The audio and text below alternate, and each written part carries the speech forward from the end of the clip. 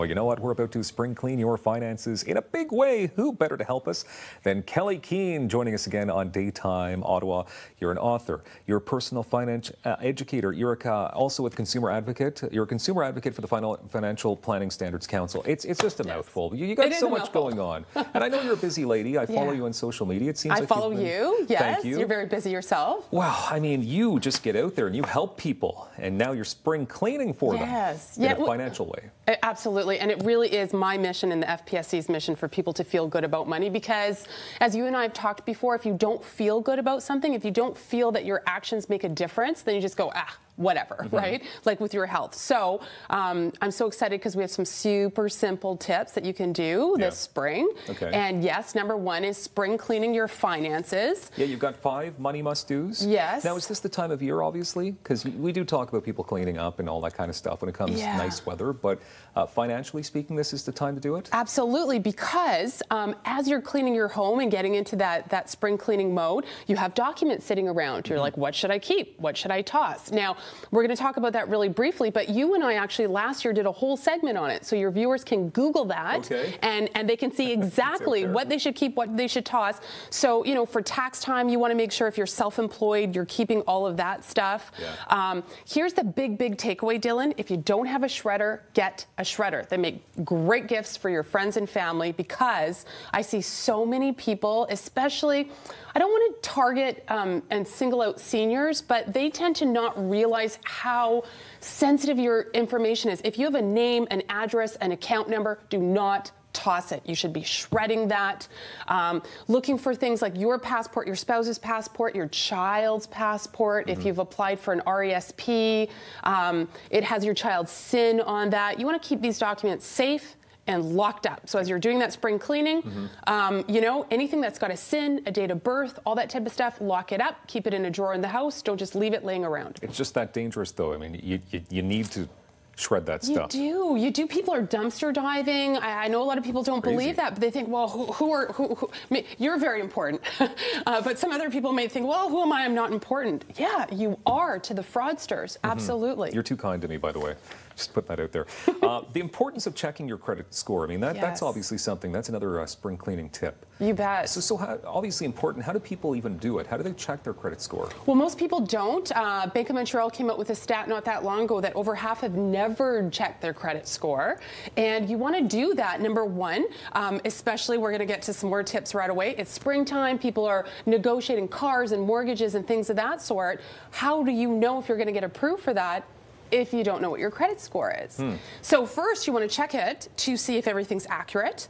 You also want to check it because it can tip you off if people are, you know, have applied for credit in your name, Dylan. You've had me on to talk about identity theft before, so that's a big one. You can do it through Equifax or TransUnion. And as a Canadian, you can get a free report as often as you'd like. The caveat, though, is all the information you have to give away to get the free report, you're almost better to go online and pay to get your report and your score, okay? So there's lots there, Lots there indeed. Dusting off your negotiating skills. Now, some people have issues with that because they just want to, they don't want conflict, they don't want to, they just, okay, we're good. But it's so important because it could equal thousands of dollars down the road. Absolutely, we're very polite as Canadians, and especially in Ottawa. Everyone's so much even more polite here, which I love, but it doesn't mean you have to be rude to negotiate. Now, ideally, you have a pro on your side, like a certified financial planner that's talking to you about all of this, educating you that banks are in the business for your business, and credit card companies, all of that. Everyone is wanting your business. So there's nothing wrong with calling up your credit card company and saying, can I get a better rate? You can just say it nicely. When you talk to your bank, say, what's the best rate that you can give me? When you're you know, looking at purchasing a vehicle and maybe financing it, what's the best rate? What else can you throw in for me? What other deals do you have? You can say it with a smile on your face. You don't have to be aggressive. You can get away with so much when you just you're just happy. Okay, what does it mean to adjust your asset allocation? So these are words I don't really get too much, but I'm sure you do. So confusing, so complex sounding. Here's really simple. If you were going to invest and you had a desert island, only 2 options, an umbrella company or a suntan lotion company, banking on how many rainy days, how many sunny days, which one would you invest in? Are you asking? Because I'm pretty sure it's the suntan.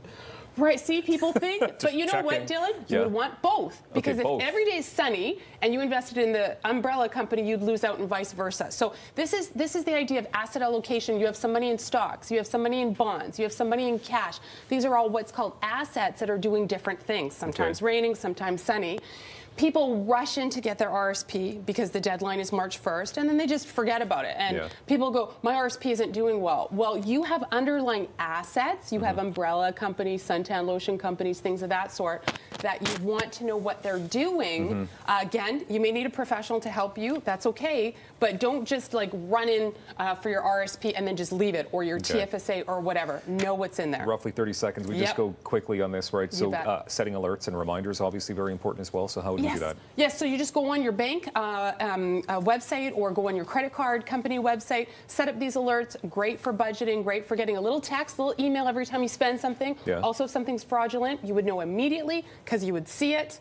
Can be a little annoying for some people, but for some people it's good to rein them in. KelleyKeehn.com. Of course, our previous segments can be found on our YouTube channel. Exactly. Very cool. Thank you very much for being here as always. Dylan. Keeping us so informed. Kelley Keehn does that every time she joins us right here on Daytime.